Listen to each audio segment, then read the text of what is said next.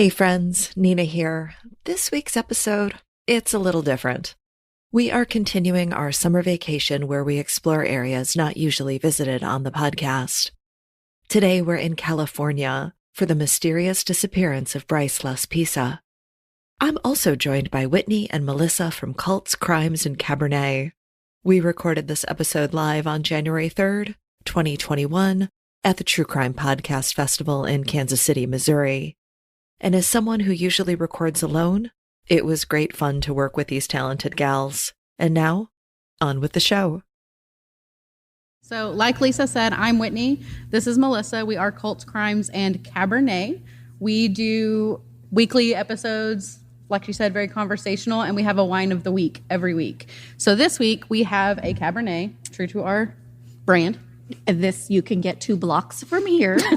It is a Christopher Michael Northwest Winemakers. It's a really good cab, yeah. I think. We rate, discuss, talk about each of the wines every single week. I have a wine and then she has a wine. And then we rate them. Yeah, I'm rating it 4 knives. So it's on a scale of 1 to 5 knives. 4 knives is what I'm going with. I'm going to do 4 as well. It's nothing outstanding like where you like... The Cabernet they have here that they'll have at the bar tonight is better than this one. So we recommend it. I don't know the name of it, though. Yeah. Nina, what are you drinking? I'm drinking whiskey. Yeah. Okay. Sorry, Nina, I couldn't resist. That's all right. So we're talking about the case of Bryce Laspisa, who went missing from California, and we're just going to get into the story. Before Bryce went missing, to be honest, I never looked hard at missing people posters, the milk cartons that used to be out there. Karen Laspisa said, but now you live it. And it's a nightmare no one should have to live. 19-year-old Bryce went missing on August 30th, 2013, and since then his disappearance is shrouded in a mystery that left family, friends, and law enforcement dumbfounded for almost 8 years. Still, those who love him have not given up hope that he's out there somewhere and that someday he will come home. Bryce grew up in suburban Illinois in the city of Naperville, the only child of Michael and Karen. He attended Naperville schools, including Kingsley Elementary, Lincoln Junior High, and Naperville Central High School. He graduated in 2012. Bryce was a striking young man with red hair and bright blue eyes. He had no trouble making friends, and that continued when his family moved to Southern California after he graduated high school. They settled into a city called Laguna Niguel.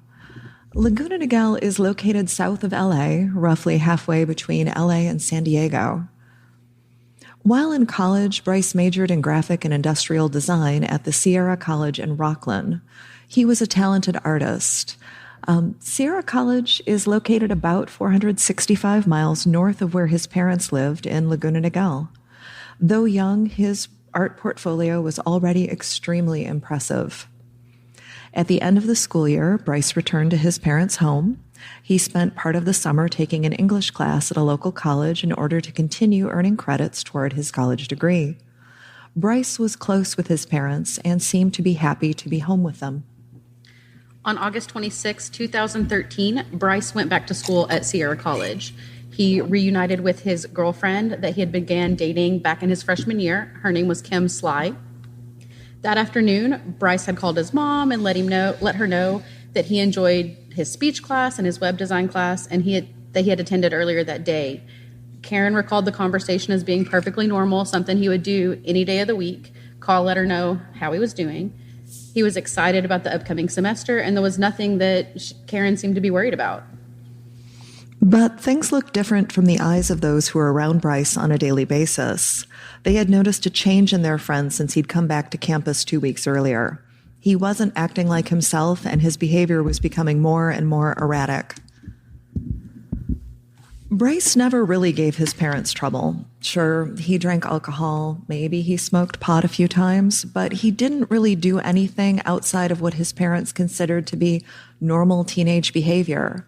However, after returning to campus, he began to drink large quantities of hard liquor every day. And this wasn't like him, and his friends were understandably confused and concerned. By the time classes started, Bryce was almost unrecognizable. Yeah, this definitely seems like more than just like a college kid letting go or, trying to fit in or anything like that. This seems not only from his family's perspective, but also his friend's perspective. This was not characteristic of what he normally would do. On Tuesday, Bryce became even stranger. His girlfriend, Kim, she knew that he'd been drinking, but this was something more than that.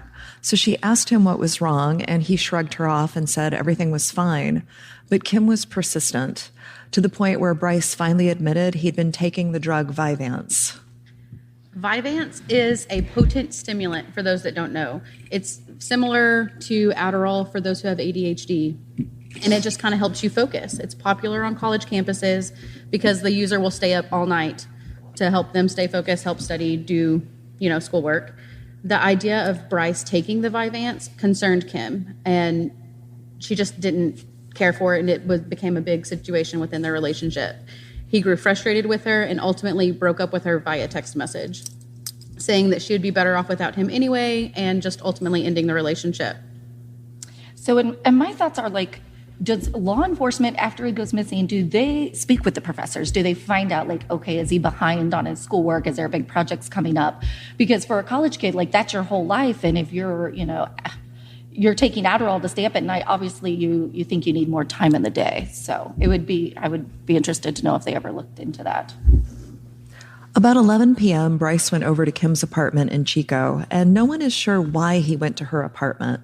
He hadn't changed his mind about the breakup, and he still would not give a clear answer as to why he was breaking up with her in the first place. Regardless of their relationship standing, Kim still cared about him, and she was worried about him leaving.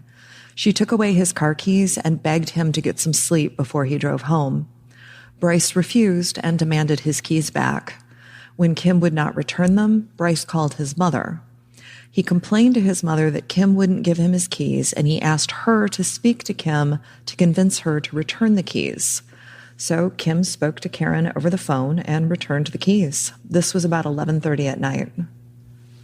The next morning, Michael and Karen, Bryce's parents, got an automated message from their insurance confirming that a roadside assistance request had been placed on one of their vehicles. They tried to call Bryce to see if he had car trouble driving back from Kim's, and they couldn't reach him. They called the dorms where Bryce lived, and his roommate said he did not come home the night before. Bryce was not answering his cell phone, and so Michael and Karen did what all parents do, and they started searching online to try to figure out where he could possibly be or what auto shop may have come to Bryce's aid in the situation of his insurance calling. They learned that he had called around 9 a.m. from a small town of Buttonwillow, which is located more than 350 miles south of Kim's apartment. So clearly, Bryce drove all night nonstop. Yeah, so his parents are constantly calling him. They all go unanswered. The phone was either turned off or he was maybe purposely ignoring his parents' calls because, maybe he didn't want to discuss whatever's going on at that time. Something is clearly going on with him. The relationship between Bryce and his parents seemed to be very honest and open. He's a kid that would call like once or twice a week to his parents, so it seemed like they had a good open communication relationship. But to me, at least, it feels as like whatever he was going home for, like he needed to talk to his parents about something, and he was essentially just waiting till he arrived home to speak to them. Michael, his father, when they couldn't get a hold of him, they called the repair shop again, and there is a guy named Christian that I don't know if he owned it or just worked there, but he is an amazing employee, and he was the one that went out to Bryce's car. So he was able to give more information. So Karen, Bryce's mom, gets on the phone with Christian, and Christian tells her that Bryce stopped at the Buttonwillow rest area because he ran out of gas. So Christian drove 3 gallons of gas out to him about 9:30 that morning. When Karen told Christian that she was unable to get in touch with Bryce, Christian offered to drive back out to the rest area and see if Bryce was still there. But Christian didn't think Bryce would actually be there because it had been almost 3 hours. He assumed that Bryce would be well on his way back home. So talk about excellent customer service with this auto repair shop. Not only did they go out and take the gas, but he went out to check again more than once. So I would call that more than accommodating. Yeah. So Christian was surprised to see Bryce sitting in the exact same spot he'd been in that morning, and Bryce was surprised to see Christian.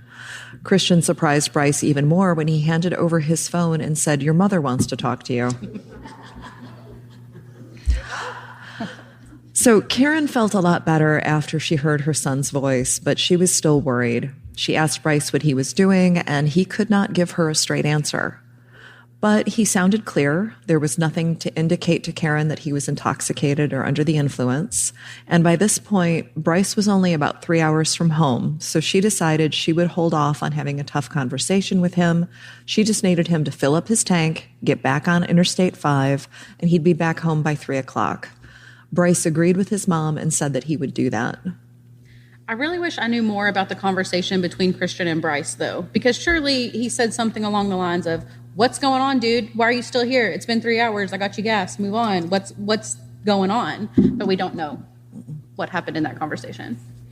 So the afternoon passes and it's 3:30 and Bryce is still not home. So Michael and Karen, they try his cell phone, but again, he's not answering. So they tell themselves, well, maybe he's stuck in traffic. But as more time ticks by, they were still worried. So they called the police and reported him missing. The first thing that police did was try to ping Bryce's cell phone to pin down his location. And they were able to find him very easily. Almost 10 hours after calling roadside assistance because he was out of gas, Bryce was still parked in Buttonwillow. So I think it's definitely crazy that police were willing to ping his cell phone like right away, like as soon as the parents called. And I mean, typically, I know we all listen to these true crime. It never happens that way. No one gets a ping of the cell phone for days. So it's amazing that they were willing, especially for a 19, 20-year-old, to go out right away and kind of try to start figuring out where Bryce is at. So 2 deputies are dispatched to Bryce's location. Bryce had filled up his gas tank, but rather than get on the freeway, he was just parked sitting there. He was polite and cooperative with the deputies. When they asked why he wasn't on his way home, he said that he was just trying to blow off steam before he left. The deputies accepted the explanation, but still wanted to make sure that he was okay to drive. They got Bryce out of the car and conducted a field sobriety test. And Bryce passed with flying colors.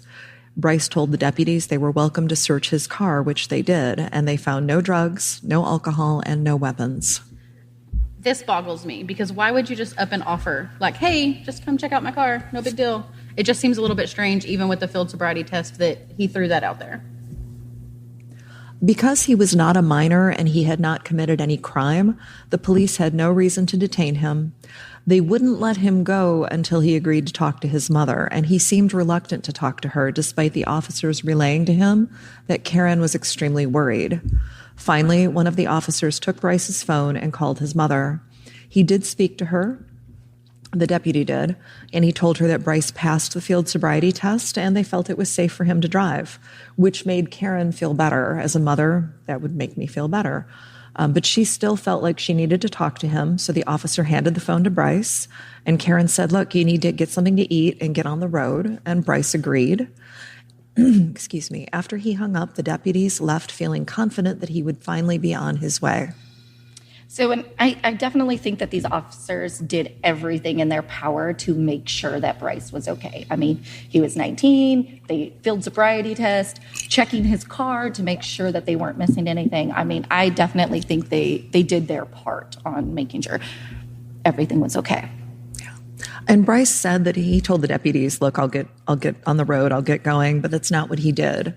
When Christian, the auto mechanic who gave Bryce gas earlier in the day, drove by, he saw that Bryce was still in the same spot on the side of the road.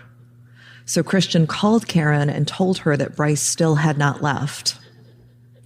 He also told her that he would follow Bryce to the interstate to make sure that he got on it. So Bryce knew that he could not dawdle any longer. He drove to a local gas station to get a soda, and on his way out, he told Christian that he would start driving home. At last, after more than 13 hours of sitting by himself in Buttonwillow, Bryce hopped on Interstate 5 to head home. Now, Christian followed him for about 10 miles, and he would later say that he didn't notice anything strange about his driving. Christian made one last call to Karen to let her know that Bryce was heading south on Interstate 5 toward Laguna Niguel. Now, what is very strange to me is at this point, Bryce has been sitting in one location for more than 13 hours. 3 hours from his parents. Not answering his phone some of those times. Why didn't his parents go to him? As a parent, I would have gotten a car and go to them. Now, I'm not in Karen's situation. I will not put her down for her choices because I'm sure she beats herself up every single day over it. So I just wanted to put it out there. It just seems kind of strange that she didn't say, stay there, your dad and I are on our way. Around 1:50 a.m., Bryce called Karen to let her know that he drove off the interstate for a while. He wasn't exactly sure where he was, but he said he'd be home at 3:25. Bryce called again at 2:09 a.m. to say he was too tired to drive anymore, so he was pulling off the road to find a spot to take a nap. And this would be the last time anyone heard from Bryce Laspisa. The fact that he is keeping his mom in the loop about his whereabouts and things like that, to me, proves that he's like coherent enough to know, like to be taking responsibility, letting his mom know. Otherwise, if he really thought about like just disappearing, he wouldn't be keeping his mom in the loop in my mind at all. Like he would just cut off ties and then be done with it, not give her these updates. At 8 a.m., the doorbell rang at the Laspisa residence, and Michael and Karen were relieved because they thought, hey, Bryce is finally home. Instead, their relief turned to horror when they opened the door to a California Highway Patrol officer. Bryce's car had been found at the bottom of a 25-foot embankment on a paved access road leading to Castiac Lake, the main boat ramp. The car was wrecked and abandoned. All of Bryce's stuff, including his phone and laptop, were still in the car, but there was no sign of Bryce. Once again, they had to report their son missing. Now, Castiac is located just off Interstate 5, about 90 miles north of his parents' home. Cars on the interstate can exit onto Lake Hughes Road, which leads up a hill to the Castiac Lake recreation area. A surveillance camera will take a photograph of every car's license plate as it goes by. At 2:15 a.m., Bryce drove past this camera. Now, if you remember, this is just a few minutes after he called his mom and said he was too tired to drive. But Bryce drove by this camera again at 4:29 a.m. There are no other cameras, so we don't know how long he remained at the top of the hill, what he was doing, or why he went up a second time. So really, him going up once, them catching it on surveillance, and then sometime later he's going back up. So in my mind, like he's second guessing whatever he's about to do, and he hasn't made that clear decision yet, and he goes up there to check it out and then comes back. I'm wondering what his purpose was for going down this road off the main route anyway.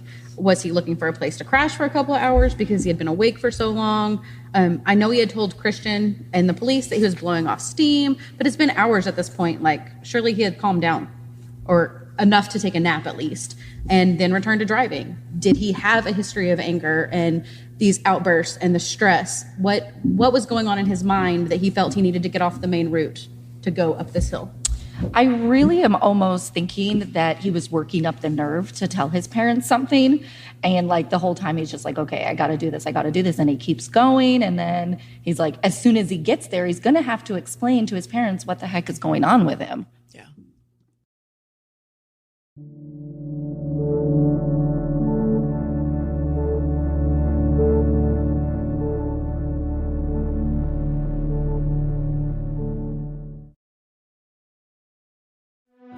Is something interfering with your happiness? Is something in the way of achieving your goals? BetterHelp Online Counseling is there for you. Connect with your professional counselor in a safe and private online environment. You can get help on your own time and at your own pace. Licensed professional counselors who specialize in depression, stress, anxiety, trauma, relationships, family conflict, LGBTQ issues, and more. I should know, I've used BetterHelp to address issues related to anxiety, depression, and grief. BetterHelp made a difference for me. It can make a difference for you, and it's a truly affordable option. Already Gone listeners get 10% off your first month with discount code GONE. Why wait? Start feeling better today. Visit betterhelp.com/gone. That's BetterHelp Online Counseling at betterhelp.com/gone. Remember, Already Gone listeners, you get 10% off your first month at betterhelp.com/gone.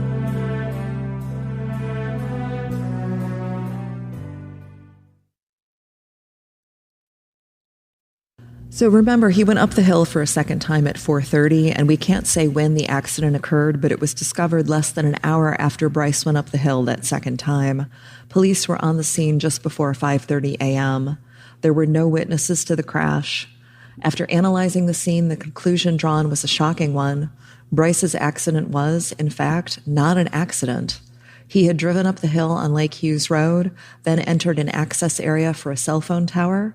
Tire tracks led investigators past the tower, located at the top of a steep embankment, then down the embankment itself. Bryce was in complete control of the car as it sped toward the ravine, and his foot was on the accelerator the entire way down. It continued to accelerate until it crashed into the access road below. I know his parents didn't believe that Bryce had been depressed or suicidal, but these actions kind of speak that he may have had some mental instabilities at the time and he was really struggling with something. So his car was found laying on its side, looking a little worse for wear, obviously, but mostly intact. The rear window had been smashed from the inside, presumably by Bryce in order to free himself from the wreckage. His duffel bag, which contained clothes and his wallet, was found on the ground not far from the broken window. The bag was unzipped and looked as if someone had rummaged through it. Investigators assumed that someone was Bryce. Though it was a violent crash, investigators also assumed that he was dazed but not seriously injured. They did find a little bit of blood in the front seat, but none near the broken window or on the road outside the car. There were no drag marks to indicate that Bryce had been seriously injured or that he was unable to walk. Now they needed to figure out where he went. So police immediately launched a massive search of the area. They had dozens of deputies searching, helicopters doing aerial searches. And this was not an easy area to search. The recreation area covers nearly 7 square miles, and the terrain was rugged. The Santa Clarita Valley Search and Rescue Team joined the search on Saturday. They spent 10 hours searching, but found no trace of Bryce. This is just crazy because there wasn't much time between that surveillance footage of him going up the mountain. It's an hour. So he got up the nerve, crashed the car, and got away or walked away from the scene all within 1 hour that the police were there, which that's not a lot of time to get away and to cover your tracks completely if that's what he was doing. Yes, but he's injured. He's on foot. Yes. Through terrain that he probably doesn't even know about. I mean, it still is a little bit of a distance from his parents. Yeah. So his parents did their part in trying to find their son. They got on social media to spread the word that he was missing, and the online community immediately lent their support. A network of volunteers printed out and distributed missing persons posters. A team of search dogs came in from out of state. His girlfriend or ex-girlfriend, Kim, drove down to the search area with a pair of Bryce's sneakers and socks so the dogs would have Bryce's scent. After some of the dogs tracked the scent to Government Cove, divers were sent into that area, but they didn't find anything. With the timeline being so tight and them able to get dogs out there so quickly, I'm really surprised the dogs didn't find more or were able to find at least one tangible item, a piece of clothing, a shoelace, literally anything that he may have touched. I was surprised the dogs didn't find more. So early in the search, and this is wild, early in the search, the burning body of a man was found near Castiac Lake. The body was found around 6 a.m. off Lake Hughes Road, about 4 miles from I-5. A passing cyclist phoned it into the fire department. Bomb technicians are deployed to clear the area, and an arson investigation was initiated. The body was found face down and appeared to have been wearing shoes. At first, investigators were unsure if the body was Bryce or connected to Bryce's disappearance somehow. The LA County Coroner's Office was notified of the body before 8 a.m., and coroner's investigators arrived at 1:25 to take the body back to the coroner's office. They performed an autopsy that week, but no information was gleaned about the man's identity. They did know that it wasn't Bryce. A security hold was put on information concerning the investigation because police did not want to taint their investigation by releasing too much. And this is absolutely crazy. How many bodies are out in this area? And what are the chances of someone going missing and a burning body being found within 24 hours? It's gutsy for whoever left that body there actively on fire. That's crazy. So, in the investigation, detectives interviewed Bryce's friends and family. They considered the possibility that Bryce may have been suicidal, especially since the investigation pointed toward Bryce having purposely and intentionally driven his car down the embankment. His parents were adamant that Bryce would never take his own life, but his friends at college, they weren't so sure. Sean and Kim, the two who knew Bryce the best, expressed deep concerns about Bryce's behavior before he went missing. They told detectives about his increased drinking and drug use. They even talked about how his personality seemed to change overnight when he began combining Vyvanse with alcohol. Sean spoke about the biggest red flag. He told detectives that Bryce began giving away some of his possessions. Bryce had given Sean his Xbox, some of his games, and a pair of diamond earrings that were a gift from his mother. Sean tried to refuse, but Bryce insisted. Detectives knew that a precursor to someone committing suicide or running away to start their life over is to give away their possessions. And honestly, I think at this point in Bryce's life, I feel like his friends would know more about him, what's going on with him, his usual behaviors, more than his parents. He's not living with his parents at this point. I know he was with them over the summer. But kids definitely, especially at this age, act different around their friends. They might come out of their shell and act, So the fact that he was giving away his stuff, when I read that, I was like, that is very strange. Yeah. And if Bryce was suicidal, having walked away from the crash and all of these possessions and this crash that was supposed to kill him, did he walk into the lake and drown? Divers spent days but never found a body or any evidence to justify that theory. And what if he wasn't suicidal? What if he just wanted to get away, maybe to start a new life? His parents insisted that Bryce loved them and loved his life, that he would never just up and leave. But there's evidence to back up this theory. When bloodhounds were brought to the area to see if they could find his scent, they followed it from the crash site down to a dam on the lake, then down to the roadway on top of the dam. Once they crossed over the dam, the dogs went south to a spillway before ending up at a truck stop. Investigators theorized that Bryce walked to the truck stop after his crash, hitched a ride, and started a new life. It was possible that he didn't even remember his old life, but his parents couldn't stand that theory. They said there was no logical reason for their son to do that.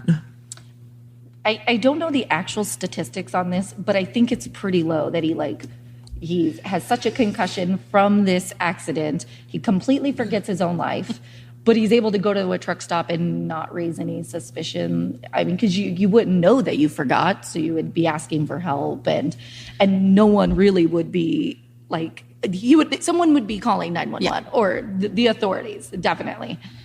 Yeah. But are there like tons of people out there that are like, oh no, I'm done, I just want to start over. Like, I'm just going to forget this whole past life. Like, are there just hundreds of millions of people out there that want to do that? No, don't think so. It takes lots of money, lots of time, lots of planning to just start over. Yes. And he didn't even take his clothes. Like, isn't bare basics. Come on. We need socks and underwear. Come on. Yeah. So after 2 weeks of searching, they scaled the searches back. With his red hair, bright blue eyes, and large bull tattoo with Roman numerals on his shoulder, Bryce would stand out. There were numerous calls of sightings, but none of them turned out to be Bryce. It's been 8 years since he went missing, and there have been no confirmed sightings of him, but also no body found. So where is Bryce? Did he run off and start a new life, or is his body lost somewhere in the California wilderness? His information has been entered into the National Missing Persons Database, that's NamUs, and his fingerprints, dental records, and DNA are all on file. His parents will never stop searching for answers. They want to know what happened to their only child. That is it. That's it. This week's episode was written by Brittany Martinez with audio support from Cesare Gray. You can find Cults, Crimes, and Cabernet at cultscrimescabernet.com or on your favorite podcatcher. Already Gone will return on August 1st with a traditional episode from the Great Lakes region. In the meanwhile, check out our sponsor, BetterHelp. Visit betterhelp.com and use code GONE for a special savings on your first month. Also, you can find additional content on Patreon. For just a few dollars a month, you get a bonus episode and early ad-free access to all episodes. That's patreon.com/alreadygone. I'm Nina Instead. I appreciate you listening, and please be safe.